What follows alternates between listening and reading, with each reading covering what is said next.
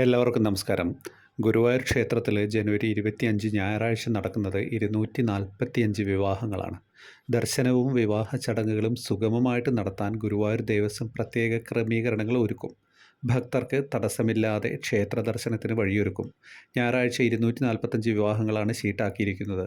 വിവാഹങ്ങൾ സമയബന്ധിതമായിട്ട് പൂർത്തിയാക്കാൻ പുലർച്ചെ 4 മണി മുതൽ കല്യാണങ്ങൾ നടത്തുമെന്ന് ഭാരവാഹികൾ അറിയിച്ചിട്ടുണ്ട്. താലികെട്ടിനായിട്ട് 5 മണ്ഡപങ്ങൾ സജ്ജമാക്കും. താലികെട്ട് ചടങ്ങ് നിർവഹിക്കാൻ ക്ഷേത്രം കോയിമമാരെ മണ്ഡപത്തിലേക്ക് അധികമായിട്ട് നിയോഗിക്കും. വിവാഹ മണ്ഡപത്തിന് സമീപം മംഗളവാദ്യ സംഘത്തെയും നിയോഗിക്കും. ക്ഷേത്രം കിഴക്കേ നട പൂർണ്ണമായും വൺ വേ ആക്കും. ഒരു ദിശയിലേക്ക് മാത്രം ഭക്തരെ കടത്തിവിട്ട് തിരക്ക് നിയന്ത്രിക്കും. വരനും വധുവും അടങ്ങുന്ന വിവാഹ സംഘം നേരെ എത്തിയിട്ട് മേൽപ്പത്തൂർ ഓഡിറ്റോറിയത്തിന് ക്ഷേത്രം തെക്കേ നടയിലെ പുതിയ നടപ്പന്തലിലെ കൗണ്ടറിലെത്തിയിട്ട് വേണം ടോക്കൺ വാങ്ങാൻ. ഇവർക്ക് ആ പന്തലിൽ വിശ്രമിക്കാം. താലികെട്ട് ചടങ്ങിൻ്റെ ഊഴമെത്തുമ്പോൾ വധൂവരന്മാരെ മേൽപ്പത്തൂർ ഓഡിറ്റോറിയത്തിൽ പ്രവേശിപ്പിക്കും.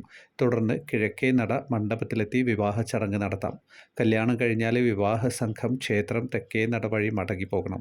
കിഴക്കേ നട വഴി മടങ്ങാൻ അനുവദിക്കില്ല. വധൂവരന്മാർക്കൊപ്പം ഫോട്ടോഗ്രാഫർമാർ ഉൾപ്പെടെ 24 പേർക്കേ മണ്ഡപത്തിന് സമീപം പ്രവേശനം അനുവദിക്കുള്ളൂ.